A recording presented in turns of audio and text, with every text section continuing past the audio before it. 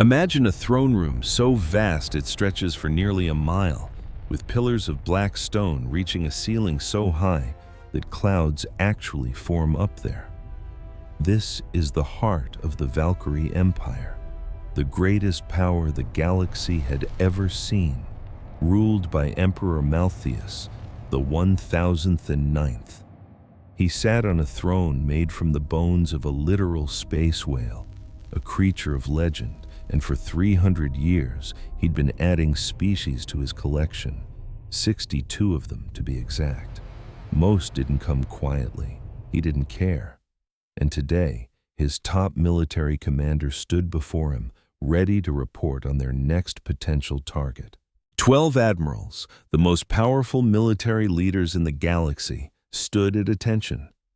Their armor was made of a living metal that shimmered gold, reflecting their smug satisfaction. "Speak," the Emperor's voice boomed.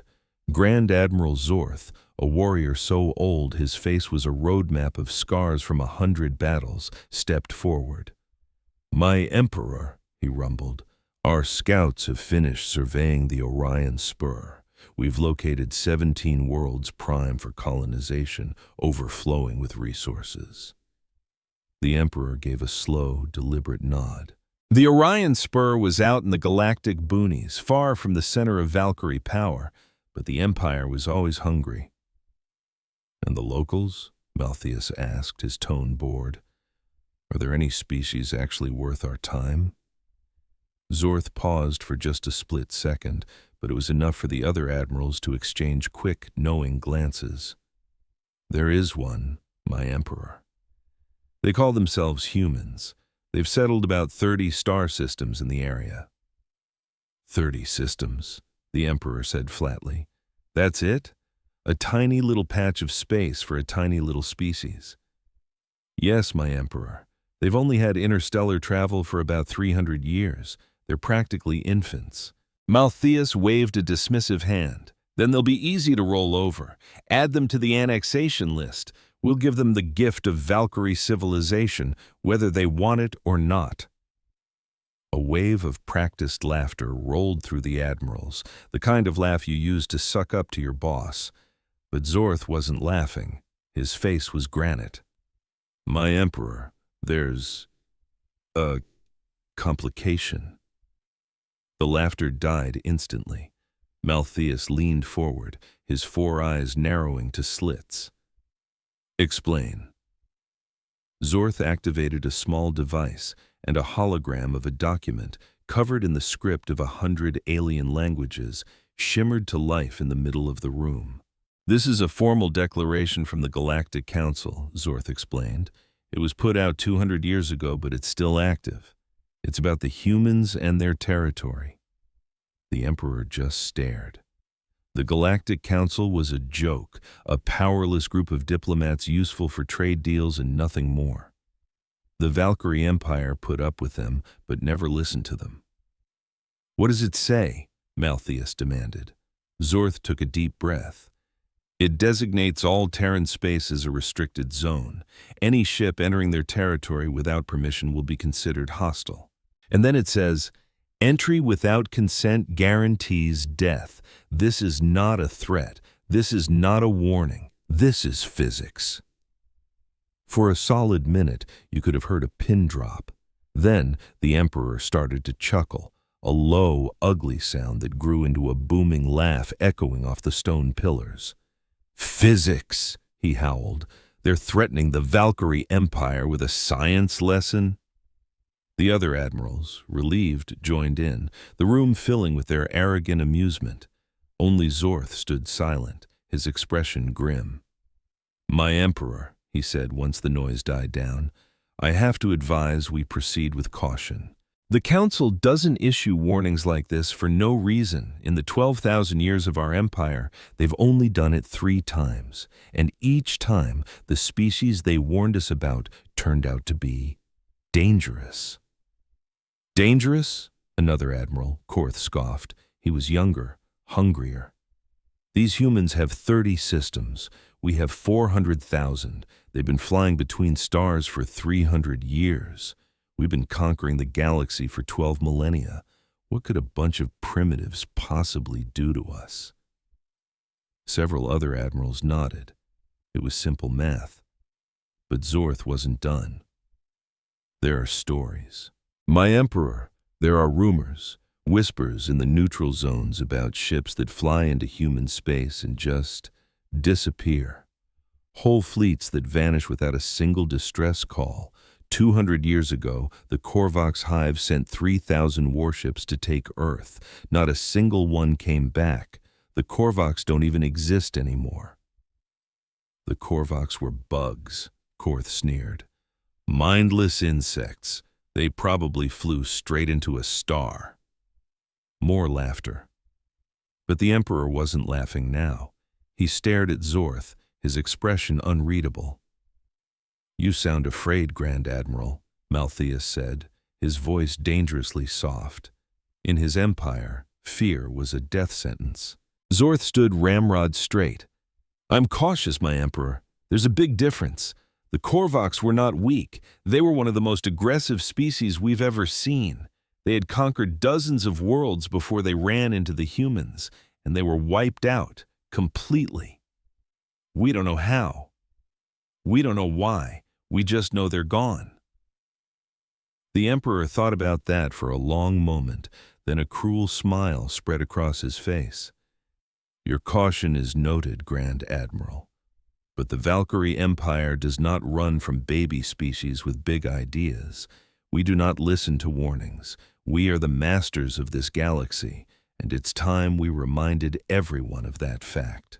He pointed to another admiral, a cold-eyed officer named Vorath. Admiral Vorath, you will take the 9th Conquest Fleet into Terran space. 500 warships should be more than enough to teach these humans some manners. Show them what happens when they defy the might of the Valkyrie Empire. Vorath gave a deep bow. It will be my honor, my Emperor.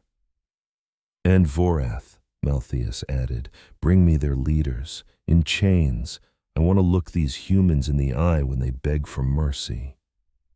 Just as the admirals were turning to leave, a light flashed on Zorth's comm device.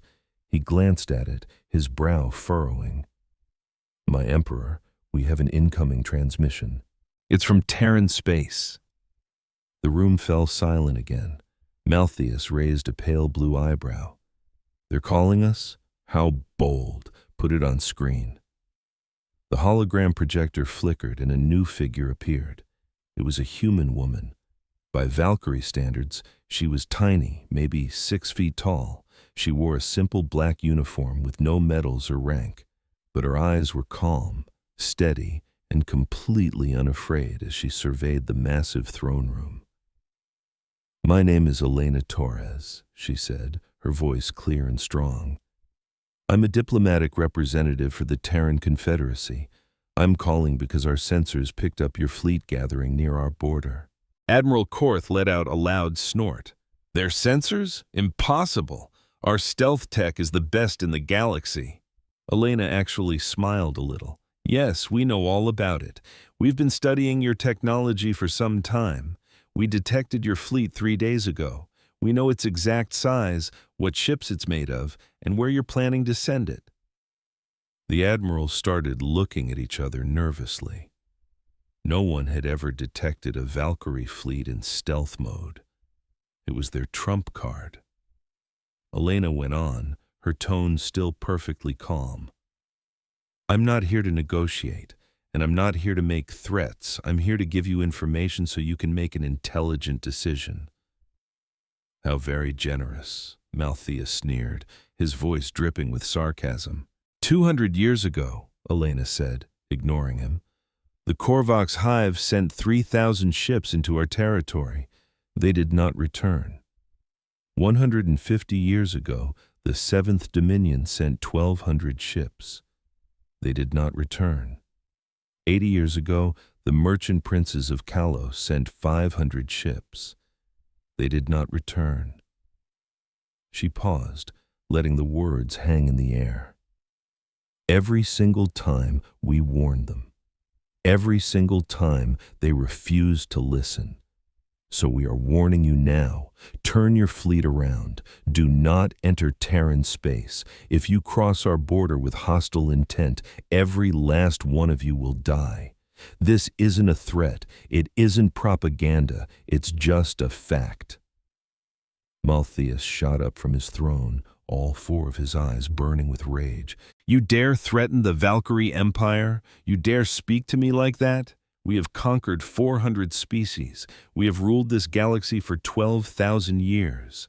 And you, a member of a species that just learned how to leave its own planet, think you can scare us with empty words? Elena's calm expression never wavered. We're not trying to scare you, Emperor Malthus. We're trying to save you. We don't enjoy this. We don't want to conquer anyone. We just want to be left alone. But our home is not up for debate. Our borders are not suggestions. If you cross them, you will face consequences you literally cannot imagine. I've heard enough, Malthus snarled. Admiral Vorath, launch the fleet immediately. Imagine being forced to watch as a tyrant orders the destruction of your entire world. That's the nightmare Elena was living. She stood as a hologram, her face filled with sorrow, before the arrogant emperor. I've told you the truth, she said, her voice steady. What you do with it now is up to you. Then she locked eyes with his top commander. Admiral, I truly hope you've said your goodbyes to your family. You will not be seeing them again. The emperor, seething with rage, shouted, Enough! Cut the transmission! But before they could, Elena spoke one last time, her voice dropping to a gentle, chilling whisper. We don't make threats, Emperor. We make promises, and we always keep them. The hologram vanished, plunging the throne room into a stunned silence. If you think you know how this David and Goliath story ends, stick around for the next 60 seconds because you are in for a surprise. Admiral Vorath was the first to break the silence. The sheer arrogance of these creatures is unbelievable, he declared. They'll learn their place soon enough. The other admirals nodded along, but a few of them looked shaken. That human woman hadn't been bluffing. She spoke with the calm certainty of someone stating a simple, unavoidable fact. It rattled Vorath, but he kept his mouth shut. Questioning the Emperor's command was treason, and the punishment for treason was death. 3 days later, Admiral Vorath stood on the bridge of his flagship, the Eternal Conquest, surrounded by the most powerful fleet in the galaxy. 500 warships, the pride of the 9th Conquest Fleet, glided through the void in perfect formation. Each vessel was a masterpiece, armed with planet-cracking weapons and shields that could laugh off a star's fury. This was the finest military force in existence, and Vorath had led it to 17 straight victories. He'd crushed rebellions, conquered entire civilizations, and had never, ever known defeat. And yet, as he gazed at the stars ahead, a feeling he hadn't experienced in centuries crept in. It was a tiny, nagging shadow in the back of his mind, doubt. The human woman's words, the absolute confidence in her eyes, just wouldn't leave him alone. How did she know exactly where his fleet was, even with their top-of-the-line stealth technology? And the history she recited. The Korvoks, the Seventh Dominion, the merchant princes. All gone, all erased. Admiral, his second-in-command, Captain Mothra, interrupted his thoughts, her face etched with concern. Are you all right? Vorath snapped back to reality. He was a Valkyrie admiral. He didn't feel fear. He didn't question his emperor. I'm fine, Captain. What's our status? We'll reach the Terran border in 6 hours. All ships report ready for battle. Vorath gave a curt nod. Good. And Captain, make sure every weapon is fully charged. I want to be ready for anything. Mothra paused. You're expecting a fight, Admiral? I expect nothing, Vorath replied, but I prepare for everything. It's why I'm still standing after 300 years of war. As the hours ticked by, the fleet neared Terran space. Vorath reviewed the intel on the humans, but there wasn't much. They'd come from a single planet, Earth, about 3 centuries ago, and had slowly settled only 30 star systems. They were quiet isolationists who stayed out of galactic politics. It didn't add up. Why would a species capable of threatening an empire just keep to themselves in a tiny corner of the galaxy? Unless they were already so powerful they didn't need to expand. Vorath shook the thought away. He was overthinking this. The humans were bluffing. Their threats were just empty words. The Valkyrie were not weak. "Admiral," Mothra announced, "we're approaching the border." Vorath looked at the main view screen. Space looked exactly the same as it had for the last 6 hours, a black canvas dotted with distant burning stars and glowing nebulas. There was no line in the sand, no cosmic fence marking where their empire ended and Terran space began. But the ship's instruments told the truth. In 5 minutes they would cross over. "All ships," Vorath's voice boomed across the fleet, "prepare for combat. We are entering hostile territory. Stay sharp. Today we bring another species into the fold for the glory of the Emperor." 500 ships responded in perfect unison. "For the glory of the Emperor!" The fleet sailed across the invisible line. For a moment, absolute silence. Nothing happened. A small smile touched Vorath's lips. So the humans' threats were just hot air after all. This was going to be easy. Suddenly, the lights on the bridge flickered. "What was that?" Vorath demanded. Mothra stared at her console, her face draining of all color. "Admiral, we've lost contact with the entire fleet." "What do you mean, lost contact?" "Our comms are dead. We can't reach any other ship. Our sensors can't even find them. It's as if they just ceased to exist." A cold dread washed over Vorath. "That's impossible. 500 warships don't just vanish." "I know, Admiral, but our readings show we're completely alone. There is nothing out there for 10 light years in any direction." Vorath stared at the view screen. The stars were still there. The nebulas still glowed. It all looked so normal, but something was terribly, fundamentally wrong. "Keep trying to raise them," he ordered, "and crank the sensors to maximum power. I want to know what's going on." The crew scrambled, but after an hour of frantic work, the result was the same. The eternal conquest was adrift in an empty sea of stars. Then a voice crackled through the speakers. It was human. "Admiral Vorath, you were warned. You didn't listen. Now you will learn why."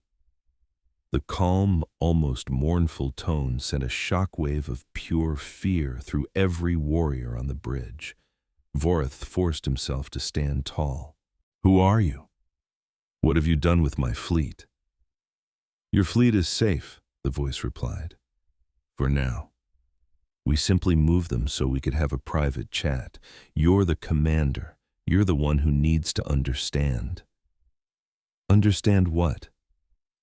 There was a long pause, filled with what sounded like genuine sorrow. "The truth, Admiral. The truth about what you're really up against." The main view screen shimmered, and the starfield was replaced by an image of a cosmic graveyard.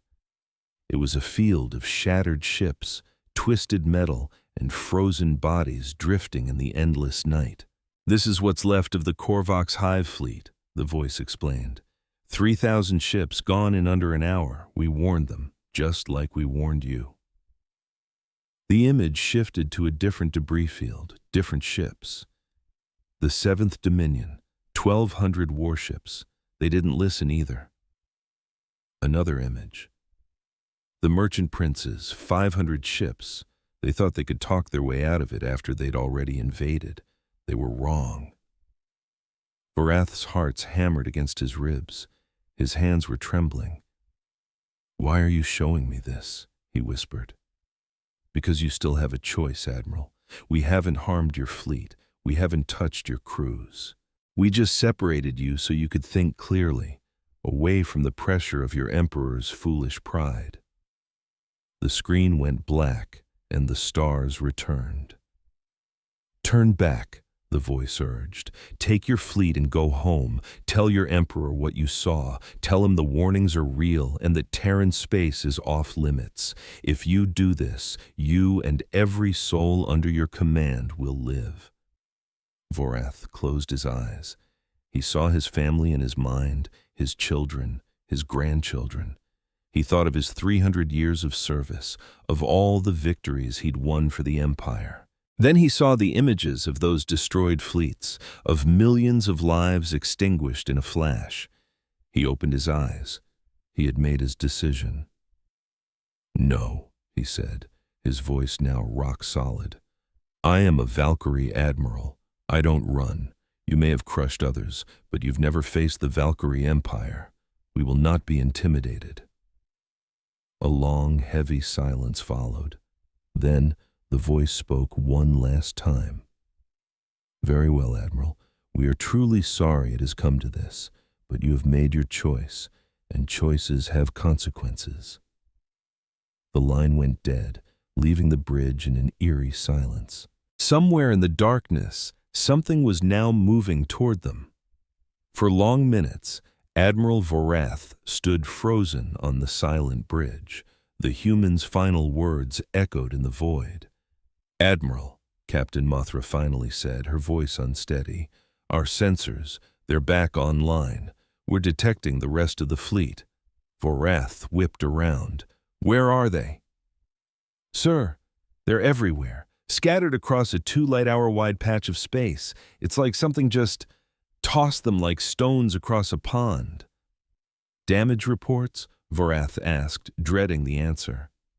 "None, sir," Mothra replied, her voice filled with disbelief. "Not a scratch on any of them."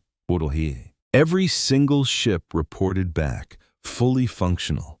No one was hurt, not a piece of equipment was scratched, they were just moved. A cold, tight knot formed in Admiral Vorath's gut. The humans had taken his entire fleet and scattered it across the stars like a child tossing toy soldiers. It happened in an instant, with no visible tech, no warning whatsoever. And they hadn't even harmed a single vessel. This wasn't an attack, it was a message. The humans were showing him exactly what they could do, and by not destroying them, they were making it crystal clear what they were choosing not to do. "Recall the fleet," Vorath ordered, his voice tight. "All ships get back into formation. We're continuing the mission." Mothra hesitated. "Sir, maybe we should reconsider." "We continue the mission," Vorath cut in, his voice like stone. "I will not crawl back to the Emperor with nothing but ghost stories and a tucked tail. We came here to conquer, and that is exactly what we are going to do." It took 6 agonizing hours for the fleet to regroup, 6 hours of ships slowly, painstakingly finding their way back to one another, 6 hours of confused captains demanding answers Vorath didn't have, 6 hours of a quiet, creeping fear spreading through the ranks like a plague. But at long last, the 9th Conquest Fleet was whole again, 500 warships gleaming in perfect, deadly formation. "Set a course for the closest human world," Vorath commanded. "Maximum speed." The fleet plunged deeper into what the maps called Terran space. For the first few hours, there was nothing, just the silent, empty void. The distant stars burned on, completely indifferent to the massive warships gliding past. There were no human patrols, no defense platforms, not a single sign of civilization. It was weird. Every other species the Valkyrie had ever steamrolled had put up defenses at their borders. Satellites, minefields, patrol ships, something to give them a heads up about an invasion. But the humans, they had nothing. Their border was just empty space. They're confident, Mothra observed quietly. Or foolish, maybe both, Vorath replied, though he didn't believe his own words. After what he'd just witnessed, he couldn't possibly write the humans off as fools. The fleet sailed on for 3 days. They passed through system after system and found absolutely nothing. No planets with human colonies, no sprawling space stations, no ships, just empty stars and cold, dead rocks. "This doesn't make any sense," Mothra said on the 3rd day. "Our intel said humans occupy 30 systems, so where are they?" Vorath stared at the glowing star maps. According to Valkyrie records, there should have been a human outpost right here in this sector, a small settlement on a moon circling a gas giant. But when they got there, they found nothing. The moon was completely barren. No buildings, no tech, no trace that anyone had ever set foot there. "Could our intelligence have been wrong?" Mothra asked. "Our intelligence is never wrong," Vorath stated. But even as the words left his mouth, he knew it was a lie. The humans had seen through their fleet's advanced stealth systems. They had teleported 500 warships across space. They were obviously leagues more advanced than anyone back home believed. Maybe they'd moved their colonies too. Maybe they'd tucked their people away somewhere the Valkyrie could never find them. Or maybe they were never really there in the first place. "Press on," Vorath ordered. "We'll find them eventually." On the 4th day, they found something. But it wasn't what they were looking for. The sensors picked it up first, a gigantic field of debris stretching across millions of kilometers of space. Twisted metal, shattered hulls, and frozen atmosphere bleeding from countless wounds in dead starships. "What is that?" Vorath asked. Mothra studied the sensor readings, her face turning pale. "It looks like the wreckage of a fleet, sir. A very, very large fleet." "Human?" "No, sir." She looked up, her eyes wide with fear. "The design patterns, they're Korvox." Vorath felt his blood turn to ice. The Korvox, the insectoid species that had launched an invasion of 3,000 ships to conquer the humans 200 years ago. The species that had been completely wiped from the galaxy. "Take us in closer," he ordered, his voice barely a whisper. The fleet crept toward the debris field. As they got closer, the true scale of the devastation hit them. This wasn't just wreckage. It was a tomb. Thousands of ships, each one ripped to shreds as if by some impossibly powerful force. In his 300 years of service, Vorath had seen his share of battles. He'd seen planets orbital bombed into dust, space stations cracked open, and fleets torn apart in brutal combat. But he had never seen anything like this. The Korvox ships hadn't been defeated. They had been butchered. "Analysis," he demanded. "What kind of weapons did this?" The science officers scrambled at their stations. Minutes crawled by. When they finally reported back, their voices were trembling. We can't identify the weapon type, Admiral. The damage patterns don't match any known technology. It looks like the ships were just disassembled at the molecular level. Their atoms were simply pulled apart piece by piece." "That's impossible," Vorath said. "Yes, sir. But that's what the data is showing us." Vorath stared out at the silent graveyard. 3,000 Korvox ships, millions of Korvox warriors, all of them gone, wiped out by a weapon that shouldn't exist. And the humans had done this 200 years ago. What were they capable of now? "Sir," a sensor officer called out, "we're picking up something in the middle of the debris field. It looks like a beacon." "A beacon?" "Yes, sir. It's broadcasting on Korvox frequencies, an automated message repeating on a loop." Vorath paused. It could easily be a trap, but he had to know. He had to understand what happened here. "Play the message," he ordered. The speakers hissed with static. Then a voice came through, a series of clicks and buzzes, the strange, chittering language of the Korvax hive. The translation software whirred for a second, then spit out the words in perfect Valkyrie. "This is Queen Admiral Zixkrath of the Korvax hive fleet. We came to conquer the creatures called humans. We came with 3,000 ships and 20 million warriors. We thought we were mighty. We thought we were invincible. We were wrong." The voice paused. When it spoke again, there was something in it Varath had never heard from a Korvax before: fear. "They warned us. They told us to turn back. They said if we entered their space with hostile intent, we would be destroyed. We didn't listen. We thought they were weak. Like every other species we had crushed, we thought their warnings were just the desperate bluffs of a cornered animal." Another pause. The static crackled. "We were so wrong. They are not prey. They are not weak. They are something else, something our language has no word for. We opened fire, and our weapons did nothing. They returned fire, and our ships unraveled like paper in a flame. It took them less than 1 hour to erase us.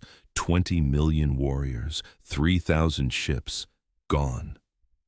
The Korvax queen's voice broke. She was crying. The proud, ferocious Korvax, a species that had never shown a hint of weakness, was sobbing. "I am the only one left. They spared me, just so I could record this message. They said others would come, others who would not heed the warnings. They wanted those others to know the truth. So here it is. The truth. They are not lying. They are not bluffing. If you come for them, you will die. Turn back. Turn back now while you still can. Do not make our mistake. Do not let your pride be your end like it was ours." The message cut out. The bridge was dead silent. Varath stood perfectly still, his heart's pounding like war drums in his ears. His officers glanced at each other, their faces pale and their eyes wide. "Admiral," Mothra whispered, "perhaps we should—" "No." Varath's voice was firm, but even he could hear the tremor of doubt beneath it. "One message from a dead queen doesn't change our mission. The Korvax were bugs. They had no strategy, no real tactics. They just swarmed their enemies and hoped to win with sheer numbers. We are Valkyrie. We are different." "But sir, the weapon that destroyed them, we don't know what destroyed them. The whole thing could be a trick. The humans could have found this wreckage and planted the message to scare us off. They could be trying to win without a fight." Mothra didn't look convinced, neither did anyone else. But in the Valkyrie Empire, you did not argue with your admiral. "Continue forward," Vorath ordered, "and expand sensor range to maximum. I want to know the second anything even thinks about approaching this fleet." The fleet moved on, leaving the massive graveyard behind them. As it faded from view, Vorath looked back at the floating tombs. 20 million Korvax, 3,000 ships, all gone in under an hour. What could do that? He shoved the thought aside and focused on his mission. On the 6th day, they found another debris field. This one was smaller than the Korvax graveyard, but no less unsettling. The wreckage belonged to the 7th Dominion, a powerful alliance of 3 different species. 1,200 ships according to the records, all of them destroyed. And in the center, another beacon, broadcasting another message. "We were warned," a translated voice said flatly. "We didn't listen. Now we are dead. Turn back before it's too late." Vorath ordered the fleet to press on. On the 8th day, they found a 3rd debris field, the merchant princes of Kalos, 500 ships, another beacon, another warning. "They showed us what they could do," the recorded voice said, filled with a strange sense of calm. "They could have wiped us out the moment we crossed their border, but they waited. They gave us chance after chance to turn back. We were too proud to take them. Don't be like us. Don't let your pride get you killed." The crew was on edge. Admiral Vorath could feel their fear simmering just beneath the surface, a poison in their hushed whispers. They'd passed through graveyards of ships, silent warnings from fleets that had come before and never returned. Honestly, Vorath was starting to believe those warnings himself, but turning back wasn't an option. The Emperor had given a direct order, and to return empty-handed was treason. For that crime, the price wasn't just his life, but the lives of his entire family, down to his grandchildren. Failure was a concept the Emperor simply did not allow, so he pushed his fleet deeper into human territory. Then, on the 10th day, the silence broke. "Admiral," the sensor officer called out, his voice tight, "we're picking up artificial structures dead ahead." It looked like a whole planetary system, and it was buzzing with life. After 10 days of nothing but drifting wreckage and cosmic dread, they had finally found it. "Put it on screen," Vorath ordered. The main view screen shimmered to life, revealing a brilliant yellow star with 8 planets orbiting it. The third one out was unmistakable. You could see the glittering spiderwebs of city lights on its dark side and the neat green squares of farmland on the other. A ring of orbital stations circled the planet like a diamond necklace. "Analysis," he snapped. "It appears to be Earth, sir, the human home world. Population, roughly 9 billion. It's heavily industrialized, and we're detecting a significant number of orbital defense platforms." Earth, the very heart of humanity. If they could take this single planet, the war would be over. The humans would have to bend the knee or watch their cradle burn. "All ships," Vorath announced, his voice echoing across the fleet. "Prepare for combat. We attack in 1 hour. 500 warships, each one carrying enough firepower to crack a planet in half, moved into attack formation. Shields hummed to life and weapons began to charge. They descended on Earth like a pack of wolves. And just then, the lights on the bridge of his flagship, the Eternal Conquest, flickered. "Report," Vorath demanded. His officer, Mothra, stared at her console, her face turning as white as a ghost. "Sir, we're getting a transmission, but it's coming from everywhere." "What do you mean, everywhere?" "I mean every single speaker on every ship in our fleet is playing the same thing at the same time. It's not using any known frequency, sir. It's just appearing." Then a voice filled the bridge. It was human, perfectly calm, and sounded infinitely weary.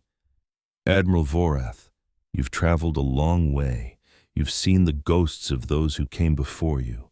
You've heard their warnings, and yet here you are."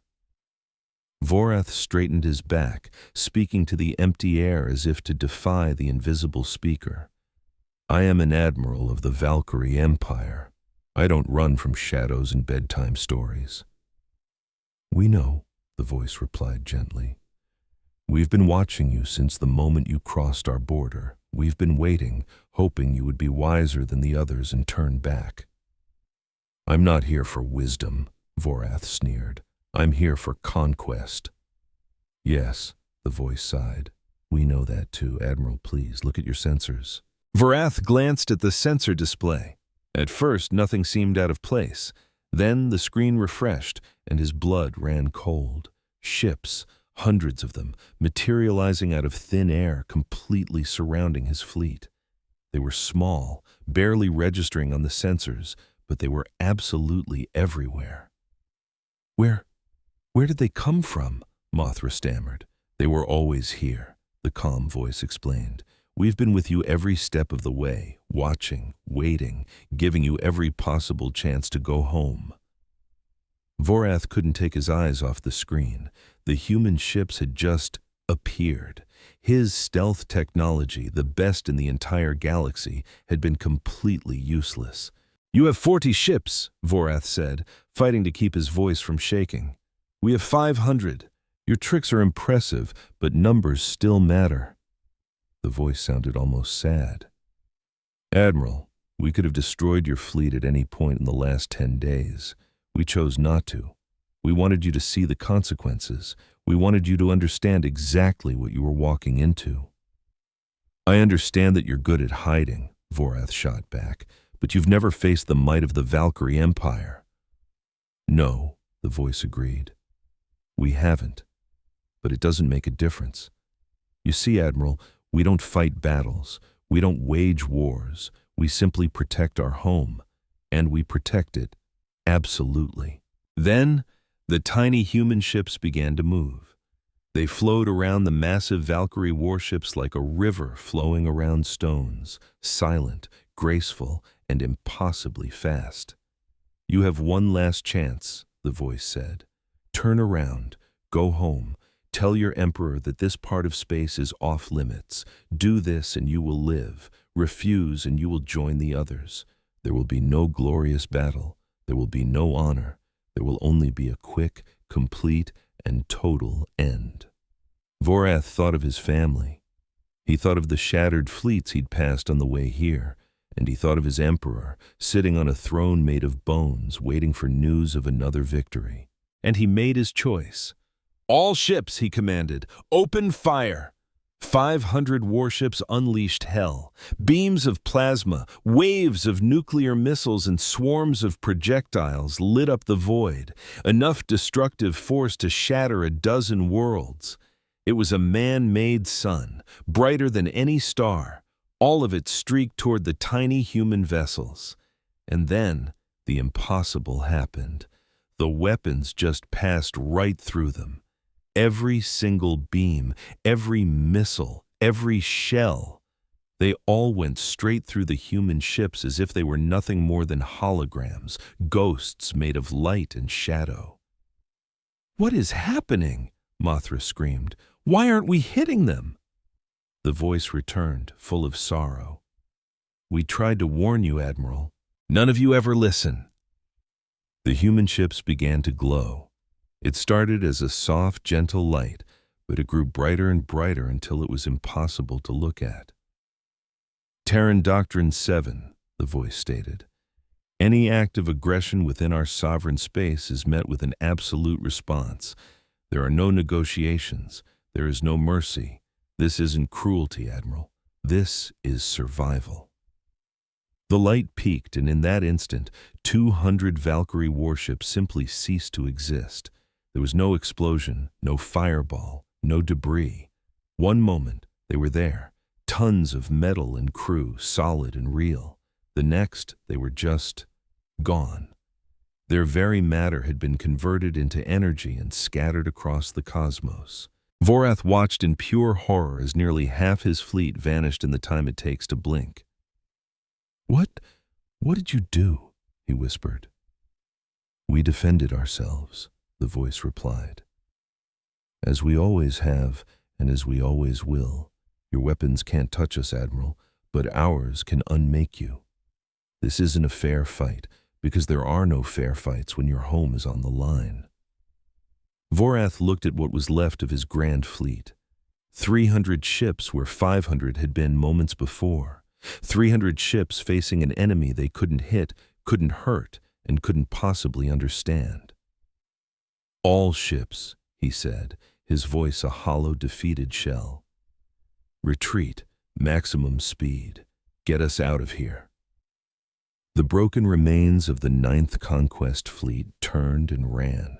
They fled into the darkness, but the human ships didn't follow. They simply watched, their soft light fading back into the blackness of space. And as they ran, one final message played across every speaker on every ship. "Go home, Admiral. Tell your Emperor what you saw here. Tell him we don't want war. Tell him we only wish to be left in peace. But also tell him this. If he sends another fleet, we will destroy it. If he sends 100 fleets, we will destroy them all. Our borders are not suggestions, and our warnings are not empty threats. They are promises, and we always keep our promises." The message ended, leaving only silence. And Admiral Vorath, the conqueror of 17 species and a veteran of 100 battles, began the long, shameful journey home. He had no idea how he was going to explain any of this to the Emperor. He only knew that the galaxy as he knew it had just changed forever. The trip back took 12 days. 12 days of suffocating silence and raw fear. 12 days of crew members staring blankly into space, haunted by what they had seen. 12 days of Admiral Vorath sitting alone, trying to make sense of the impossible. 200 ships, gone in a flash, not blown up, not wrecked. It was as if they'd been erased from reality itself, their atoms unwritten from the universe. And the humans had done it without even trying. They had just glowed, and his fleet had died. Vorath had been a soldier for 300 years. He'd seen every horror the galaxy had to offer, watched entire planets burn and stars go dark. But he had never, ever seen anything like this. The humans weren't just advanced, they were something else, something that defied the very laws of physics. When the limping remains of his fleet finally crossed back into their own territory, there was no hero's welcome. The other fleets just watched in stunned silence as 300 broken ships crawled home. The story spread like a shockwave. The mighty Valkyrie Empire had sent 500 of its best ships to conquer some backwater species and had been utterly and completely humiliated. Imagine being a decorated war hero, winning countless battles for 300 years, only to have your career destroyed in a single mission. That's what happened to Admiral Vorath. Only 300 of his ships limped home, and not one of them had managed to land a single shot. By the time he reached the throne world, the entire empire was already whispering about his colossal failure. Emperor Malthus IX was waiting for him in the very same throne room where the mission began, but the laughter and confidence were gone, replaced by a deadly quiet. The emperor's 4 eyes blazed with a cold, terrifying fury. Vorath knelt before the throne, feeling every one of his 3 centuries. The sheer weight of his defeat was crushing him. "Report," the emperor commanded, his voice like cracking ice. Vorath told him everything, the bizarre phenomena at the border, the ghostly debris fields of every empire that had tried before, the cryptic warnings from the dead, and then the human ships that had materialized out of thin air, armed with weapons that couldn't be blocked, couldn't be dodged, and couldn't be understood. When he finally fell silent, the only sound was the hum of the throne. That's when Admiral Kor stepped forward, his living metal armor glowing a deep, angry red. "Lies," he spat. "That's impossible. No species could do what he's describing. He failed, and now he's spinning fairy tales to cover his own incompetence." Vorath looked up at him, his eyes heavy with exhaustion. "I have served this empire for 300 years. I've brought 17 species to heal. I have never lied to my emperor, and I'm not starting now. These humans, they're like nothing we have ever encountered." Kor just sneered. "Then you're weak. You saw a few cheap tricks, some flashing lights, and you tucked your tail and ran like a scared little hatchling. Give me a fleet, my emperor, and I will bring you these humans in chains." Vorath shook his head slowly. "You would die," he said, his voice flat. "Just like my 200 ships, just like the Korvax, the Dominion, and the merchant princes before us.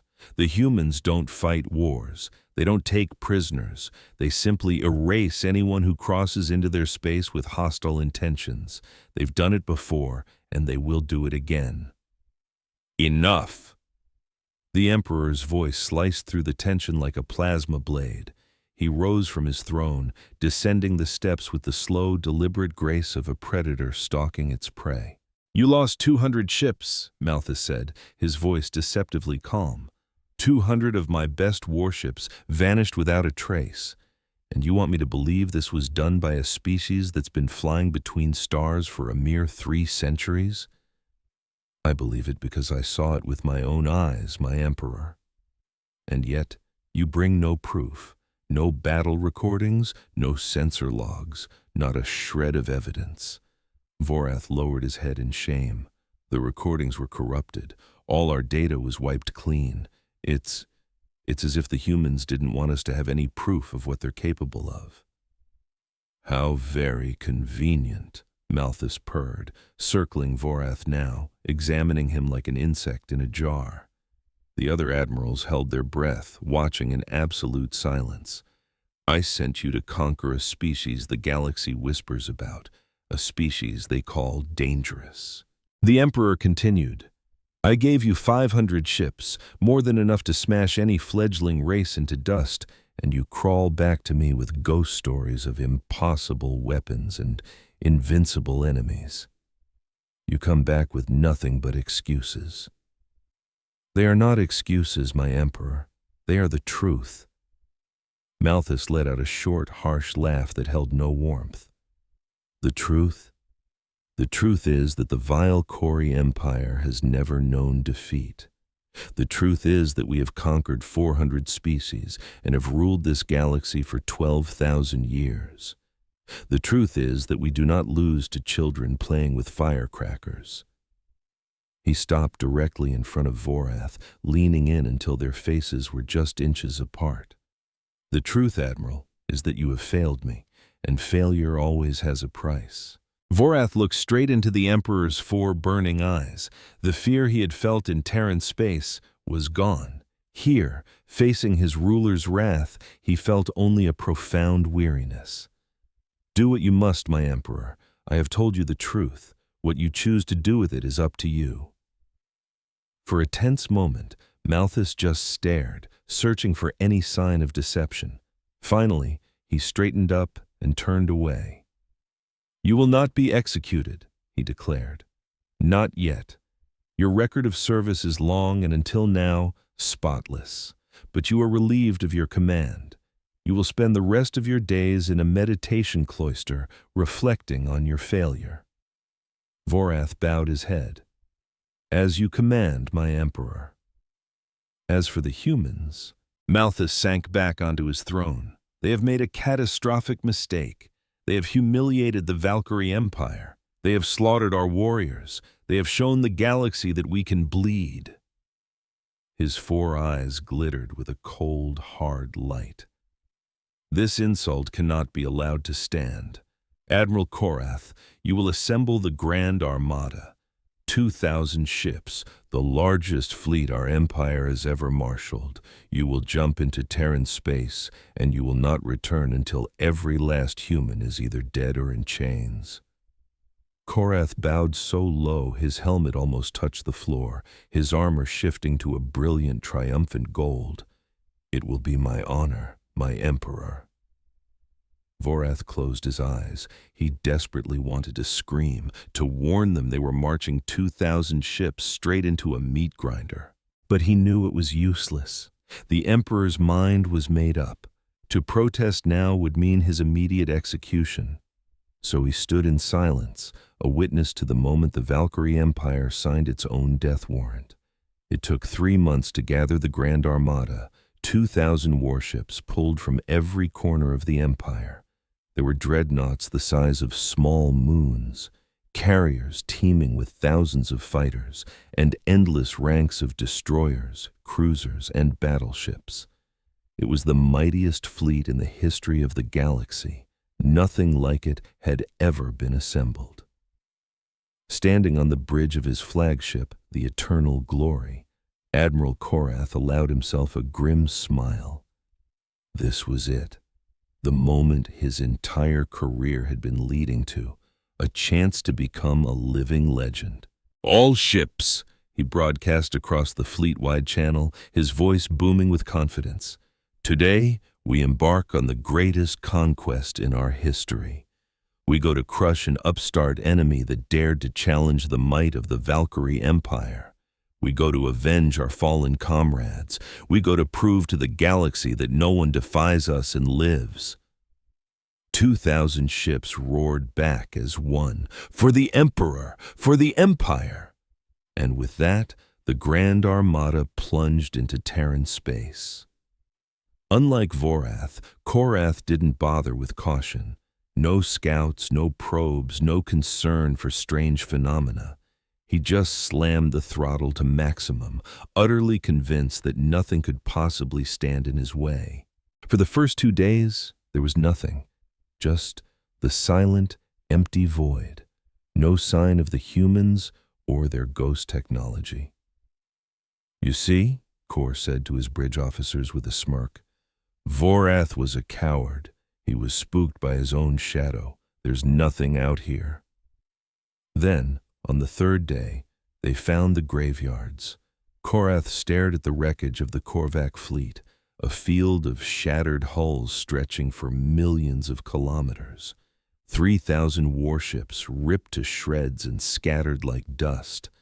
The sight should have been a warning. It should have given him pause. Instead, it just filled him with rage. "Insects," he spat. The Korvac were mindless brutes. They had no tactics, no discipline. Of course they were annihilated. But we are vile Kori. We are superior. He ordered the fleet to press on. On the 5th day, they arrived at Earth. The human homeworld hung in the darkness of space, a beautiful marble of blue, green, and white. The heart of Terran civilization, with billions of lives on that one fragile sphere. "All ships," Korath commanded, "assume bombardment positions. Prepare to open fire on my mark." 2,000 warships formed a ring of death around the planet, their weapon ports glowing as they charged. In moments, they could turn that vibrant world into a scorched, lifeless cinder. And then, the sky began to change. It started as a faint shimmer at the edges of the fleet, like heat haze on a desert horizon. The shimmer grew, spreading and brightening until it formed a massive dome of soft light, completely enclosing the armada. "Report." "What is that?" Kor demanded. But before anyone could answer, the human ships appeared. They winked into existence from everywhere and nowhere at once. 1 second, there was empty space. The next, hundreds of them were there. Small, sleek vessels glowing with a gentle internal light. They didn't drop out of hyperspace. They didn't uncloak. They just were. As if they'd been there all along, and only now were the vile Kori allowed to see them. "Fire!" Kor screamed, his voice cracking with rage and fear. "All ships, fire!" 2,000 warships unleashed hell. Beams of pure plasma, swarms of nuclear missiles, torpedoes armed with antimatter. Enough firepower to obliterate 100 worlds. The space between the fleets turned white with raw energy, and every single shot missed. The plasma beams bent around their targets, curving through space in impossible ways. The missiles detonated harmlessly, kilometers from any human ship. The torpedoes just vanished, ceasing to exist. "That's impossible," Kor whispered, his confidence shattering like glass. "Impossible." A voice suddenly filled the bridge. It wasn't broadcast over the comms. It was just there, in their minds. It was calm, quiet, and tinged with an infinite sadness. "Admiral Korath, we warned your predecessor. We warned your emperor. We have been warning your people for 12 days, in every debris field you passed, in every message you chose to ignore, and still you came, still you attacked. Why?" Kor stiffened his spine, speaking to the empty air with all the authority he could fake. "Because we are the vile Kori Empire. We do not yield to threats. We do not run from our enemies. We conquer or we die." There was a pause. "Then you have made your choice." The human ships began to glow brighter, the light pulsing in a slow, steady rhythm, like a single, colossal heartbeat. "We take no pleasure in this," the voice continued. "We never have. We are not warriors. We are not conquerors. We are simply a people who learned a very long time ago that the universe is not a kind place. We learned that to survive, you must be absolutely committed. We learned that borders must be defended absolutely, or they mean nothing at all." "We're not interested in your philosophy," Admiral Korath snarled. "We want your surrender." The voice that answered was eerily calm. "We can't do that. Surrendering would mean trusting you'll keep your word, that you'd actually leave us in peace. But history has taught us that trust is a luxury we can no longer afford. The Korvax promised to spare our colonies if we surrendered. They lied. The Seventh Dominion offered us a place in their grand alliance, then tried to enslave us the moment we accepted. The merchant princes came with offers of trade and friendship, but they just used it as a cover to spy on us and learn our weaknesses." The voice paused, letting the words hang in the silence. "We don't trust anyone, Admiral. We don't negotiate with invaders, and we certainly don't accept surrender from a fleet that has already opened fire on our home. We simply defend ourselves, absolutely, completely, without mercy." For the first time in 1,000 battles, Korath felt a cold knot of dread in his gut. True, primal fear. "Wait," he stammered. "Perhaps we can—" "No," the voice cut him off, its tone like chipping ice. "The time for talk ended the moment you fired your weapons. Now, you only get to experience the consequences." The light from the human ships blazed to an impossible peak, and then the Grand Armada began to vanish. It was unlike any battle Korath had ever witnessed. There were no fiery explosions, no shrapnel, no twisted hulls screaming into the void.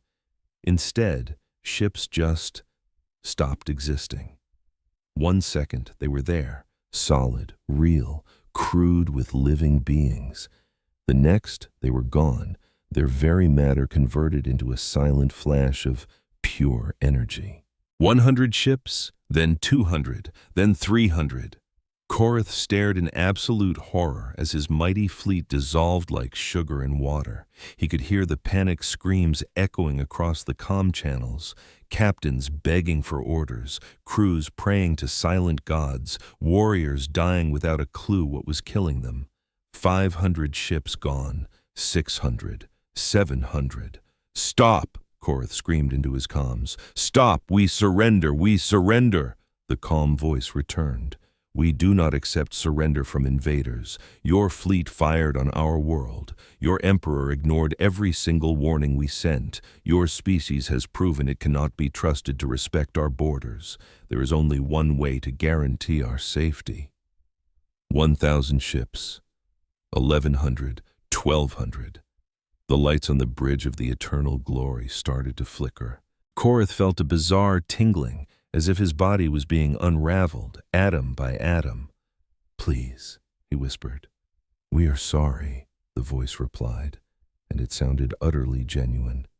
"We truly are." Then the light took him. When it was over, the Grand Armada was no more. 2,000 ships, millions of warriors, the most powerful fleet in the galaxy's history, erased from existence in less than an hour. The human ships hovered for a moment in the empty space around Earth. Their glow faded, their shapes becoming dark and still. Then, one by one, they blinked out of existence, returning to whatever hidden place they called home. Space was silent and peaceful again, as if nothing had ever happened. On the Valkyrie throne world, Emperor Malthus IX was waiting for news of his glorious victory. Hours turned into days. No messages came, no reports, not a single signal. On the 5th day, a lone transmission finally arrived from Terran space. It wasn't audio or video. It was just simple text displayed on every single screen in the Imperial Palace. "The Grand Armada has been destroyed. All ships and all crews are lost. None survived. We did not want this. We warned you. We warned Admiral Vorath. We warned Admiral Korath. You refused to listen. Now your fleet is gone. We have protected our home, as we always have and as we always will. Do not send another fleet. If you do, it will suffer the same fate. This is our one and final warning. We have no desire to destroy your empire. We do not wish to conquer your worlds. We only want to be left alone, respect our borders, and we will have peace. Violate them again, and there will be consequences. The choice is yours. Malthus read the message once. Then he read it again. Then he hurled his datapad across the room and let out a scream of pure rage. 2,000 ships, the largest fleet in history, gone. Wiped out by a species that had barely been traveling in space for 3 centuries. It was impossible. It was unthinkable. And it was undeniably real. For the first time in 12,000 years, the Valkyrie Empire had found an enemy it could not defeat, an enemy it couldn't even comprehend. This was an enemy that didn't want to conquer them, didn't want to negotiate, didn't want anything from them at all except to be left in peace, and Malthus had no idea what to do. He could send another fleet, he could send 10 more. But if the humans could erase 2,000 ships in an hour, what was to stop them from erasing 10,000 or 100,000? He could try to negotiate, but the humans had been clear. They don't negotiate with invaders. They don't trust anyone. They just protect their borders, absolutely and without mercy. He could just leave them alone. But that would mean admitting that Terran space was forbidden, that the humans were not to be challenged, that the mighty Valkyrie Empire had finally been humbled. His pride would never allow that. His pride screamed for vengeance. His pride demanded that these humans be punished for their audacity, their defiance, and for humiliating the greatest empire the galaxy had ever known. So he sat there on his throne, surrounded by his generals and advisors, trying to figure a way out of an impossible situation. And somewhere deep in Terran space, humanity waited. They didn't celebrate their victory. They didn't gloat over their fallen foe. They simply watched and waited and hoped that this time, after so many others, the galaxy would finally learn the lesson. They hoped, but they didn't count on it. Because humanity had learned a long, long time ago that hope is never enough. Only strength was enough, only the absolute unwavering certainty that any attack on their home would be met with total and complete annihilation.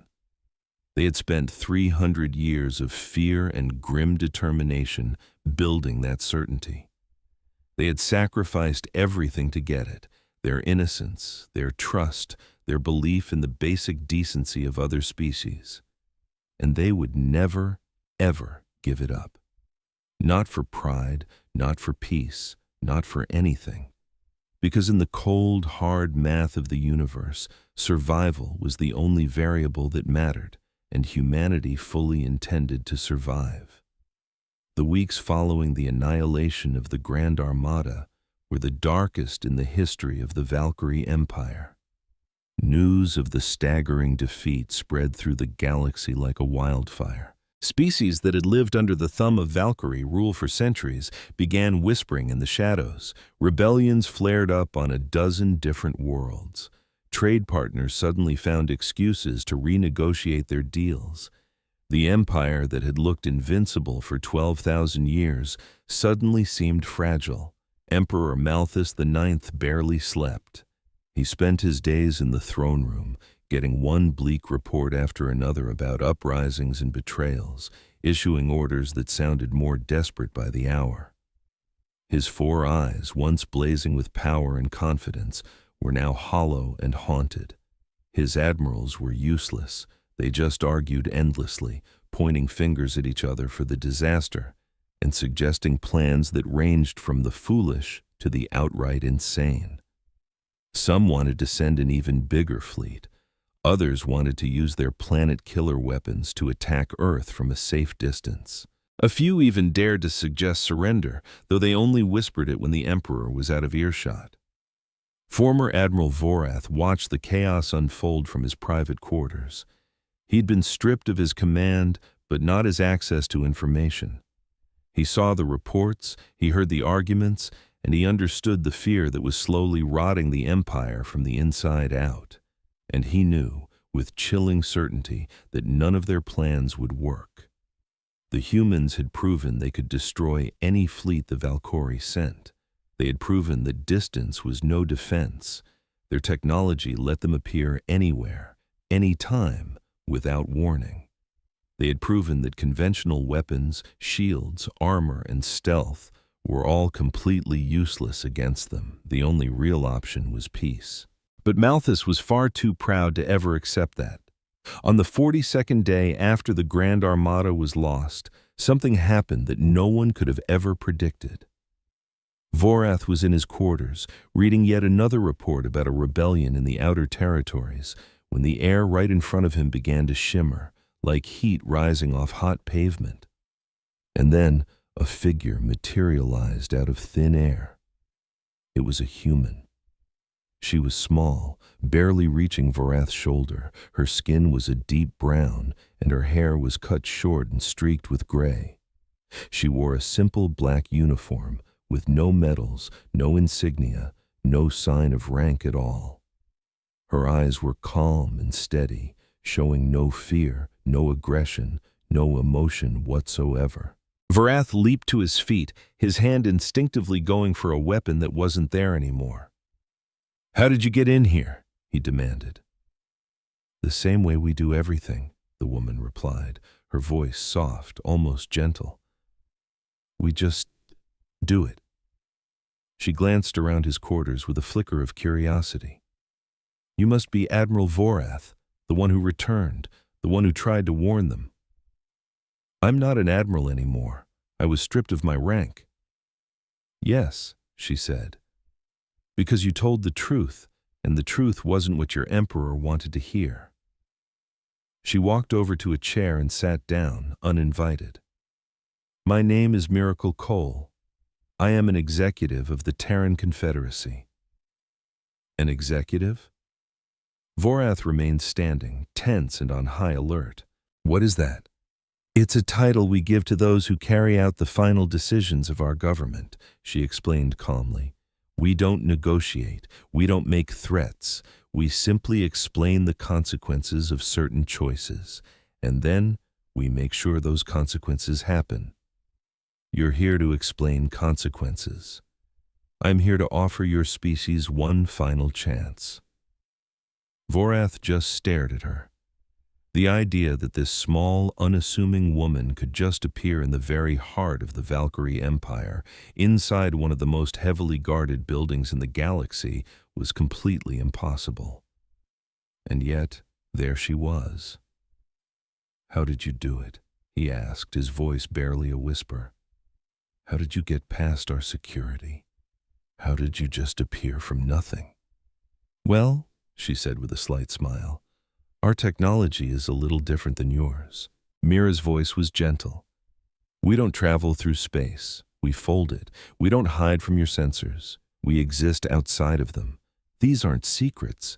We've tried to explain this to many species before. They just rarely listen." Vorath felt a cold dread creep into his heart. He wanted to understand. Mira offered a faint, sad smile, one completely devoid of joy. "Perhaps you do. You're different from the others who've come into our territory. You saw what we were capable of, and you made the choice to pull back. That shows a kind of wisdom most of your admirals lack." Vorath sank into his chair, staring across the small table at her. "The Grand Armada. Did you really destroy all of them?" "Yes," she confirmed. 2,000 ships, millions of your best warriors, all gone." She glanced at a display. "In 1 hour. Well, 47 minutes to be precise." There was no pride in Mira's voice, no hint of victory. "We don't enjoy taking lives. We never have, but we won't hesitate for a second when our survival is on the line." Vorath had to ask, "Why? What could have possibly happened to make you this way?" Mira was silent for a long moment, her eyes distant, as if she were looking back across a painful sea of time. 300 years ago, she began, her voice a near whisper, humanity was different. We were full of hope, idealistic. We truly believed the universe was a place of wonder and that other races would be our friends. When we first reached for the stars, we came with open hands and peace in our hearts."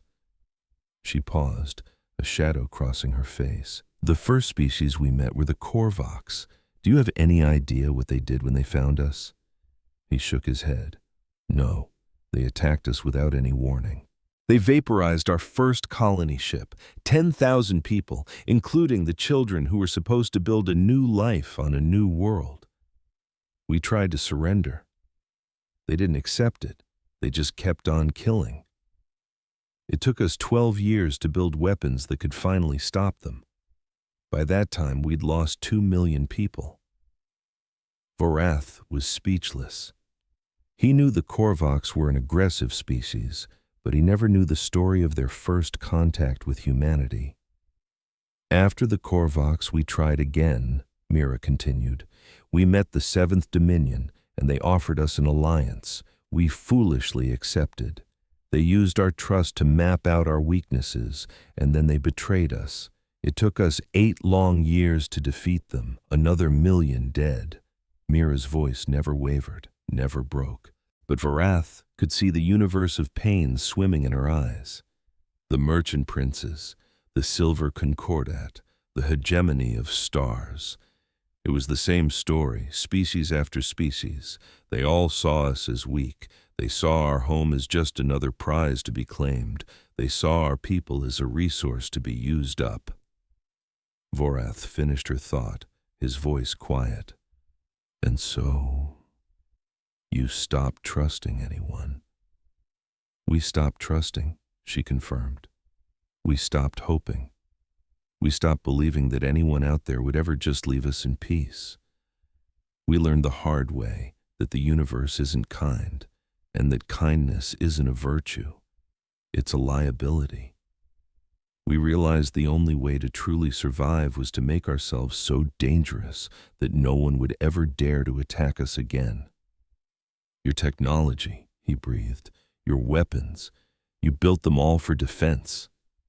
"Yes," she said. "Every single advancement, every discovery, every breakthrough, we poured it all into our defenses. We made our borders absolute. We made our territory untouchable. We created a reality where anyone who attacked us would be utterly and completely erased, without a trace of mercy." She leaned forward, her eyes locking onto his. "We never wanted this. We wanted to be part of the galactic community. We wanted to trade, to share knowledge, to learn from everyone. But the galaxy wouldn't let us be who we wanted to be. It forced us to become what we needed to be, survivors."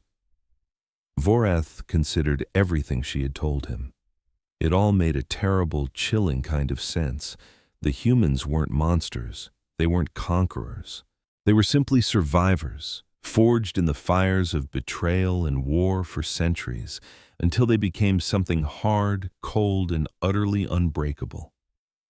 "You said you came to offer us one last chance," he said at last. "What does that mean?"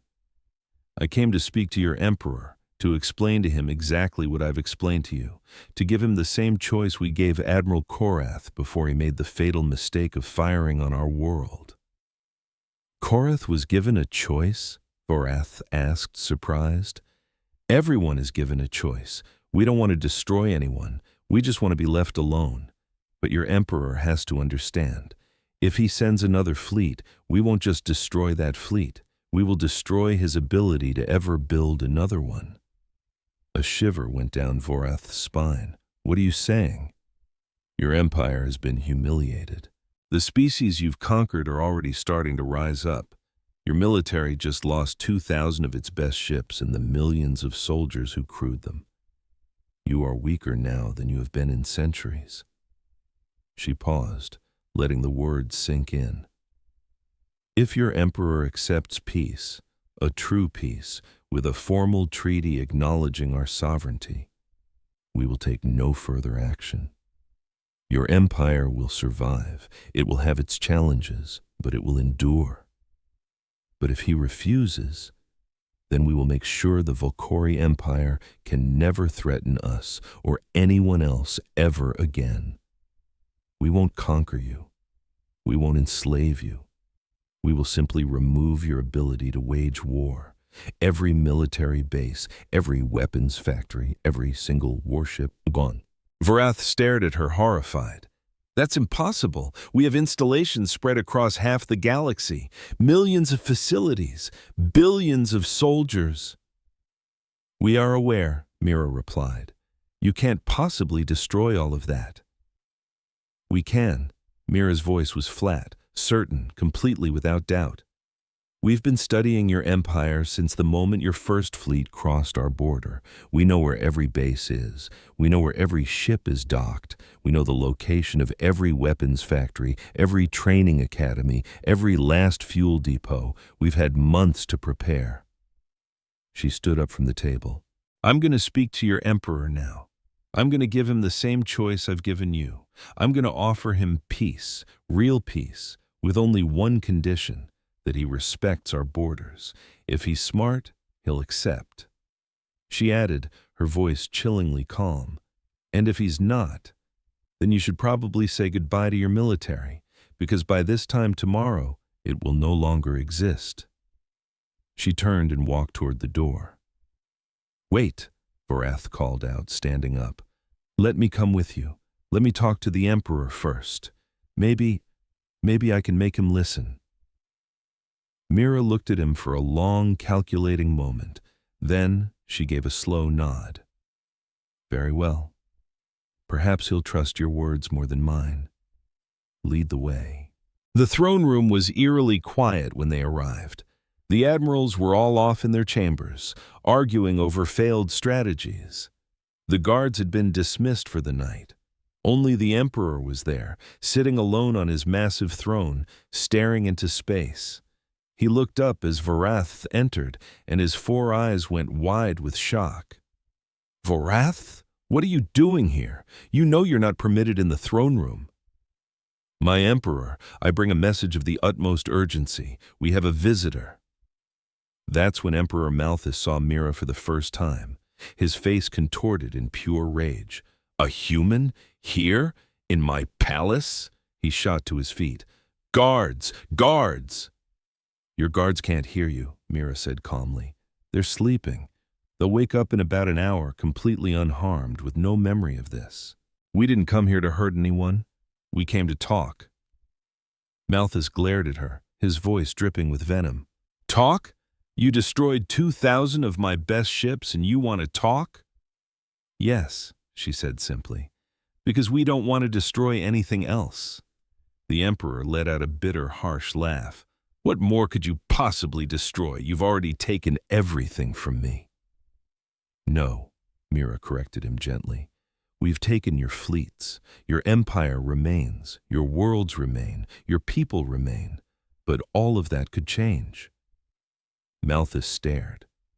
Is that a threat? No. It's an explanation of reality. You have a choice before you, Emperor Malthus. You can accept that Terran space is off limits, acknowledge our sovereignty, and live in peace. Or you can continue to fight us and watch as everything you've ever built turns to dust. You can't take my empire, he roared. You have only 30 systems. We have 400,000. Systems don't matter, Mira replied. Ships don't matter. Numbers don't matter. The only thing that matters is capability, and we are capable of things you can't even begin to imagine. Varath stepped forward. My Emperor, please, listen to her. I've seen what they can do. They aren't bluffing. They aren't making threats. They are simply telling you what is going to happen. You expect me to surrender? Malthus shrieked, his voice rising. The Emperor of the Volcori surrender to a species of insects? Never. I would rather die. Your death wouldn't stop us, Mira said. Another emperor would take your place, and we would make them the exact same offer. If they refused, we would move on to the next one, and the next until someone finally accepted. We are very patient. We've had to learn to be. Malthus was trembling with fury. I will not be lectured by a primitive. I will not be threatened in my own palace. Guards, kill this creature. Of course, nothing happened. The throne room was perfectly silent. Your guards can't help you, Mira reminded him, and even if they were here, they couldn't harm me. Our personal shields are just as absolute as our planetary ones. Your weapons can't touch us. She took a step closer to the throne. Emperor Malthus, I understand your pride. I understand your rage. Your species has ruled this part of the galaxy for 12,000 years. You have never known defeat. You have never known fear. Now you're facing both and you don't know how to react. Her voice softened, becoming almost kind. But your pride isn't worth dying for. It's not worth watching your entire empire crumble. It's not worth seeing everything your ancestors built destroyed, all because you couldn't accept that there is something in the universe more powerful than you. She reached into her pocket and pulled out a small, sleek device, placing it on a table near the throne. This is a communication device. It will let you contact us directly on a secure channel that can't be monitored. When you're ready to discuss peace, use it. We'll be waiting.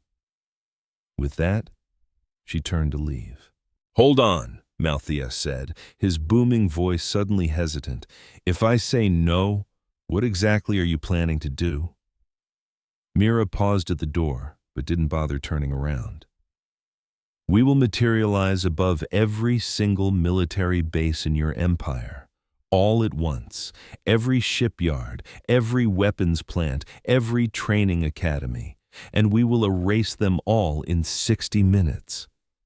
That's impossible. It isn't. We've done it to smaller empires before. Never on this scale, I'll admit, but we are ready.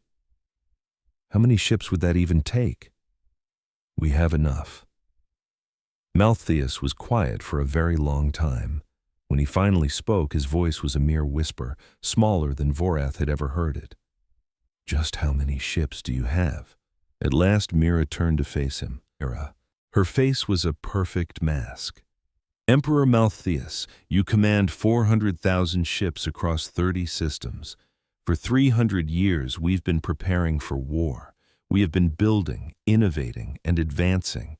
We funneled every last resource into our defense, absolutely everything. She let that hang in the air. Our fleet isn't counted in thousands.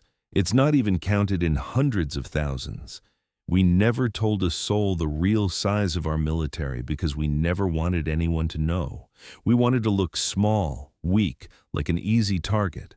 We wanted you to underestimate us, because being underestimated is a weapon more powerful than any plasma cannon.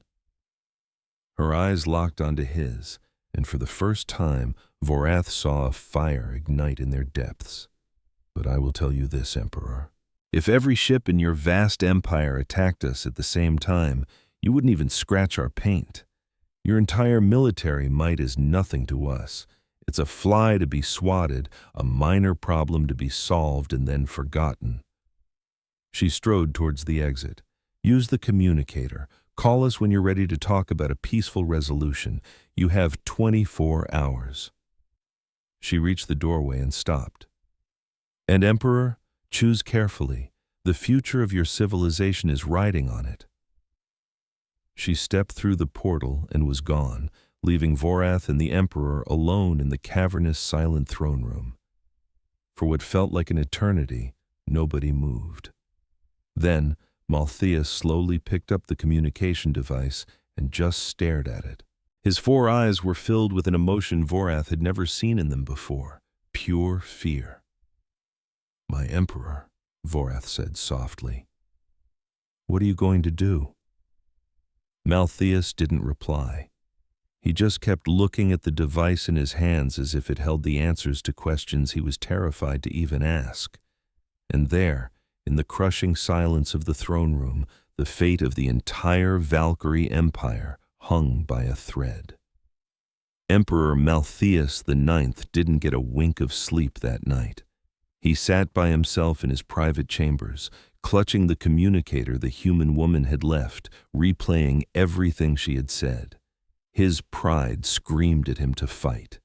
It roared that surrender was for the weak, that the Valkyrie Empire had never bent the knee to anyone, and that he would go down in history as the emperor who doomed the greatest civilization the galaxy had ever known.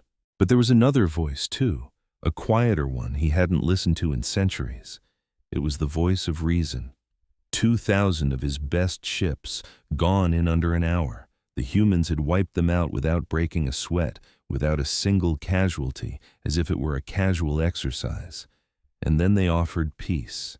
They didn't invade. They didn't demand planets or tribute. They just asked to be left alone. What kind of an enemy does that? He thought about what Mira had said, about their past, about the species that had betrayed and attacked them, that had tried to wipe them from existence.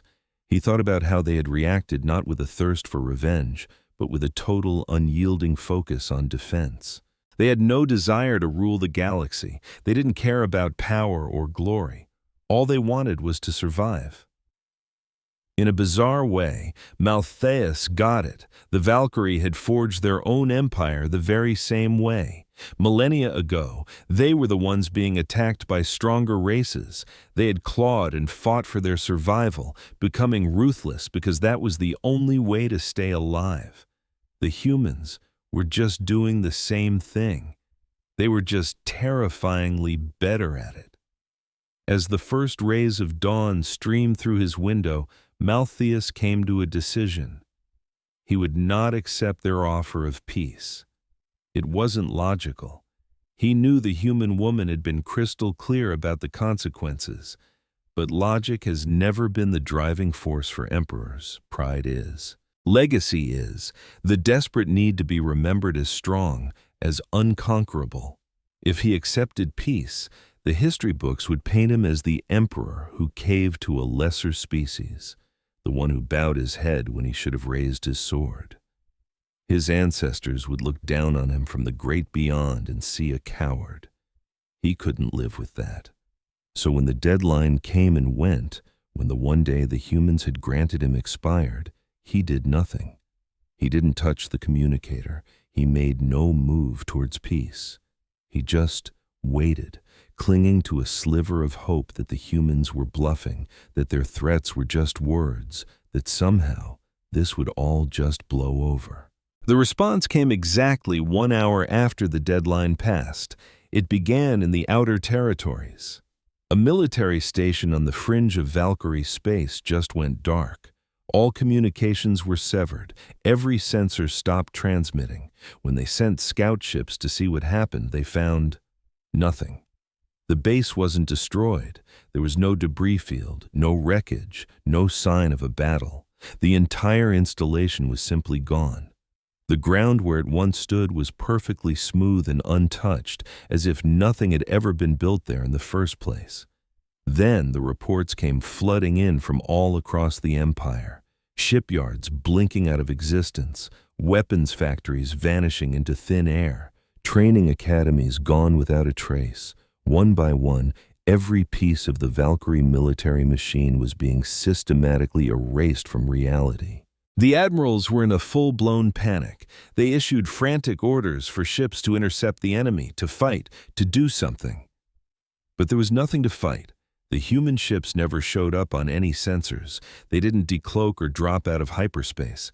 For a split second, they just were, long enough to do their work, and then they weren't. In the throne room, Malthus watched the reports come in, completely stunned. A holographic map of the empire glowed before him, with red icons popping up to mark military losses. As he watched, the markers multiplied, spreading across the galaxy like a terminal disease.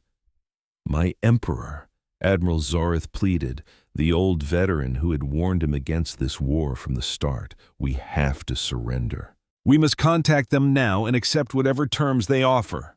"It's too late for that," another admiral shot back. "They won't stop now. They won't show us any mercy." "We have to try. If we don't surrender, we'll lose everything." The admirals screamed at each other while Malthus stayed silent. He just kept his eyes on the map, watching the red icons spread, watching centuries of his empire's military power vanish in minutes. And then a new icon appeared on the map, a single blue marker right in the throne room. The air in front of him shimmered. A figure took shape. It was the human woman, Mira. She stood in the heart of the throne room, surrounded by his terrified admirals, looking just as unnervingly calm as she had the day before. "Emperor Malthius," she said, "you didn't use the communicator." "I did not." "Why?" Malthius rose from his throne. He was exhausted, bone-tired, but his pride wouldn't let him show an ounce of weakness, not even now. "Because I am the Emperor of the Valkyrie. We do not surrender. We do not bow. I would sooner watch my empire burn to ashes than accept peace from creatures like you." Mira observed him for a long moment, and her eyes filled with something like sadness. "I was afraid you would say that." She turned to face the admirals, who were shrinking away from her in terror. "Your emperor has chosen his pride over your survival. He has chosen his legacy over your lives. But I didn't come here to punish you for his mistake. I came to give you a choice of your own." She lifted her hand, and the holographic map flickered and changed. It no longer showed military installations. Instead, it showed something far more precious. The locations of every single civilian population center in the empire. Billions of tiny lights representing trillions of lives. "These are your people," Mira said softly. "Your families, your children. We could extinguish them just as easily as we extinguished your military. We could wipe your entire species from the face of the galaxy in a single day." The admirals stared at the map, their faces pale with horror. "But we will not. Because we are not monsters. Because we don't kill innocent people for the crimes of their leaders. Because we remember what it feels like to be afraid, to be helpless, to be at the mercy of someone more powerful than us." She lowered her hand, and the map of 1,000 worlds vanished. "Your military is gone. Your capacity to wage war is destroyed. But your people are safe. Your worlds are untouched. Your civilization will endure. You will have to rebuild, and you will have to change. You must find a new way to live in this galaxy, but you will survive."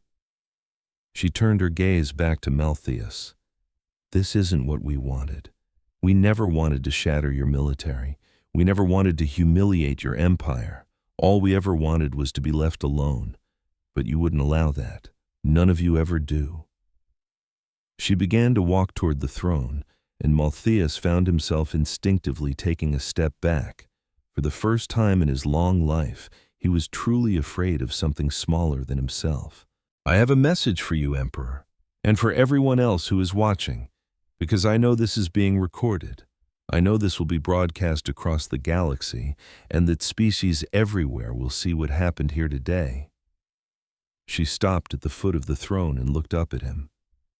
"We are not conquerors. We are not saviors. We are certainly not gods. We are just a people who want to live in peace. Our territory is small. Our ambitions are even smaller. We don't want your planets, your resources, or your worship. We just want to exist quietly in our own little corner of space." Her voice hardened, becoming as sharp as diamond. "But our territory is not up for negotiation. Our borders are not suggestions, and our warnings are never, ever empty threats.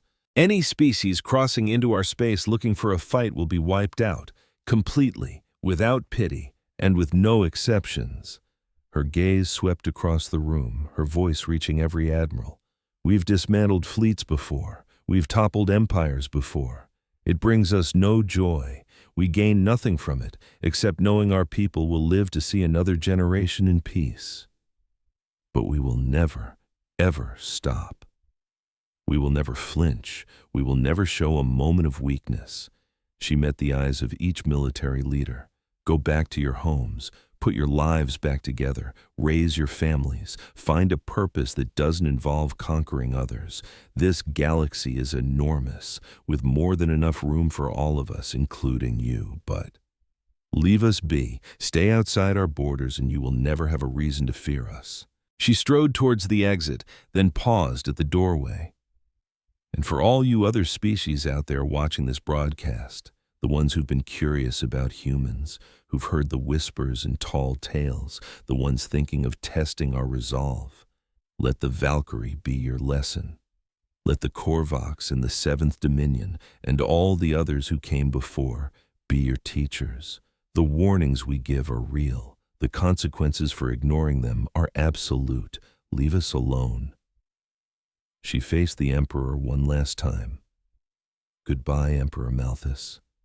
For the sake of your people, I truly hope you learn to live a life without war, because you will never get the chance to wage one again, not for a very, very long time. With that, she stepped through the portal and was gone, leaving the Valkyrie to stare at the ashes of everything they had ever built. The days that came next were pure chaos. With its military gone, the Valkyrie Empire couldn't hold on to the territories it had conquered. One after another, the species that had been under Valkyrie domination for centuries declared their freedom. Some departures were peaceful, others were soaked in violence. The empire that had ruled half the galaxy for 12,000 years shattered like a pane of glass. Emperor Malthus was overthrown just 3 weeks after the humans' visit. His own inner circle turned on him, blaming him for the entire disaster. They didn't execute him. That would have been a mercy. Instead, they exiled him. They sent him to a tiny, forgotten moon at the very edge of what was left of their space to live out the rest of his life alone with his failure and shame. From his quarters, former Admiral Voreth watched it all unfold. He thought he'd feel a sense of victory. After all, he had tried to warn them, and they refused to listen. But all he felt was a profound sadness. A sadness for the soldiers who perished in the Grand Armada. A sadness for the empire that had shaped him. A sadness for a way of life that was now gone forever. 3 months after the Empire's collapse, a message came for him. It was from the humans. Admiral Vorath, it read, "We know you warned your Emperor. We know you argued for peace. We see you as a man of honor, something rare in your species. If you should ever want to visit Terran space, in peace, as a guest instead of an invader, you would be most welcome. We have so much we could learn from one another. And maybe one day, we could be allies instead of enemies. This invitation will always be open to you for the rest of your life." Vorath read the message over and over. Then he stored it somewhere safe, where it could never be lost. He had no idea if he would ever take them up on the offer. The pain was still too raw, the memories too sharp, but that message gave him something he hadn't experienced in a very long time. A sense of hope. 50 years went by. The Valkyrie were no longer an empire. They had become a federation of independent worlds that traded and worked together, but they were no longer bound to a single ruler. The military that had once conquered 400 species was a memory, replaced by small defense fleets that could barely protect their own systems. But they had survived. They had rebuilt their worlds. They learned how to get by without conquest, without domination, without that burning need to always expand.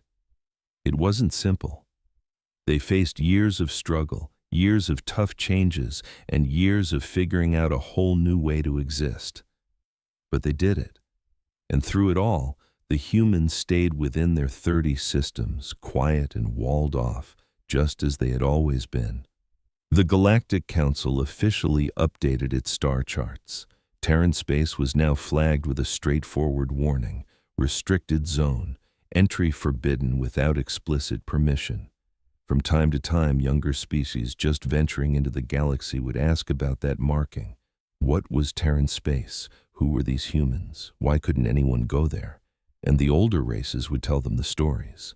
They told stories of entire fleets that flew in and were never seen again. Stories of powerful empires that challenged the humans and were brought to their knees. Stories of warnings that were given and arrogantly ignored, and of the merciless consequences that followed.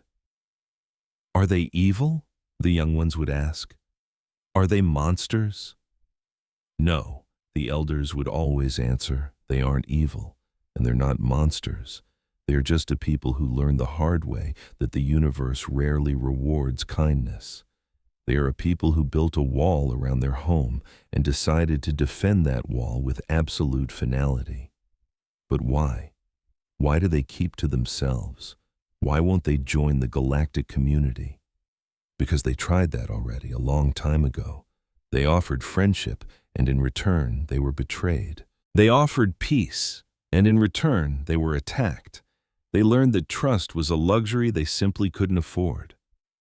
They learned that the only real security comes from strength, and the only lasting peace is the kind you get from being too dangerous to provoke. The young species would ponder this. Some of them got it, while others didn't. And every now and then, one of them would get bold and decide to test those warnings, to send a single ship into Terran space just to see what would happen. Those ships never came back.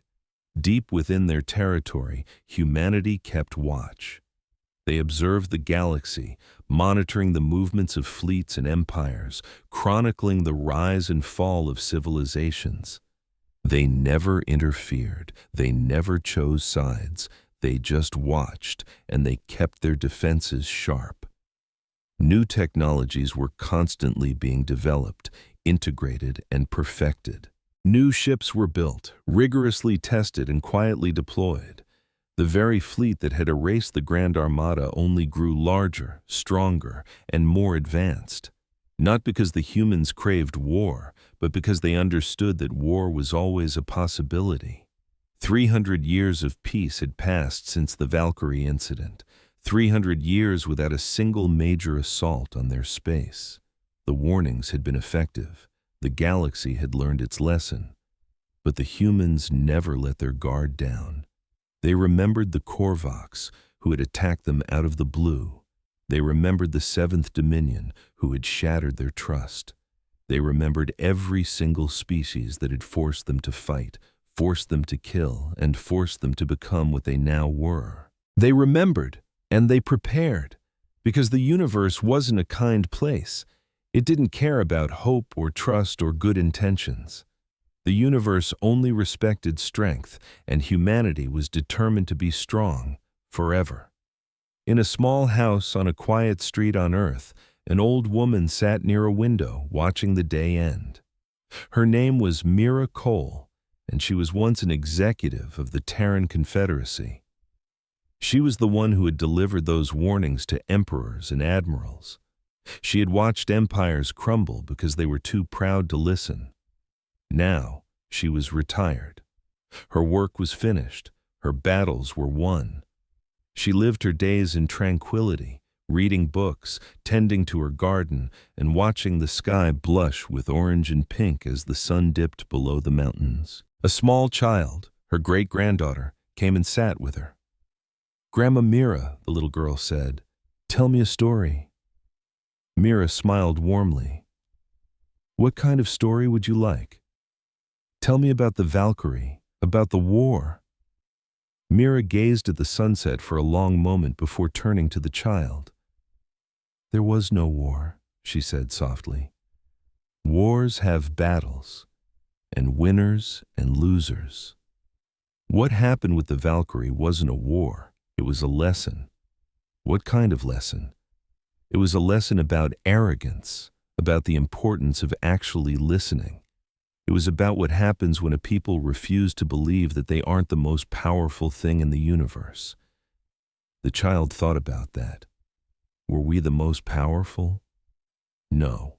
Mira said, "We weren't the most powerful. We were just the most careful, the most prepared, and the most willing to do whatever it took to protect our home." "Is that why nobody attacks us anymore?" "That's a big part of it," she agreed. "But the real reason is much simpler." "What is it?" Mira smiled and wrapped her arm around the child. "They learned that some things just aren't worth fighting for. That pride and glory and conquest are meaningless if they cost you everything you have. They learned that the universe is big enough for everyone, just as long as everyone respects each other's right to exist." She looked up at the sky, where the first stars were beginning to twinkle. We tried to teach them that lesson peacefully. We warned them. We explained everything. We gave them every possible chance to turn around and go home. Most of them didn't listen. They had to learn it the hard way. But they did learn? Yes. In the end, they learned. The child was quiet for a moment. Then she asked, "Grandma, do you think we'll ever leave our space? Do you think we'll ever go out and explore the rest of the galaxy?" Mira considered the question. It was one she had asked herself many times over the long years. "Maybe someday," she said at last, "when the galaxy is a different place, when we can trust others again, when we don't have to be afraid anymore. When will that be?" "I don't know, my dear. Maybe never, or maybe tomorrow. The future is always a mystery." She gave the child a gentle squeeze. "But for right now, we have our home. We have our people. And we have peace, and that is more than enough." The sun finally set, and darkness settled over the mountains. High above, the stars burned, cold and bright, countless worlds all spinning in the great void. Somewhere out there, species were being born while others died out. Empires were rising to glory and collapsing into dust. Histories that would last for millennia were being written. And in their own small corner of the galaxy, humanity remained quiet, watchful, and ready. They didn't want glory. They had no desire for conquest. All they wanted was to live, to grow, and to find their own meaning in the vast, silent emptiness of space. But they would never, ever forget the lessons they had been forced to learn, the lessons written in blood and fire in the shattered hulls of 1,000 warships. The first lesson was to never trust a soul. The second was to guard everything you had. And the third, the most important, was to never drop your guard, because the universe definitely wasn't playing fair. But humanity had no intention of rolling over and dying.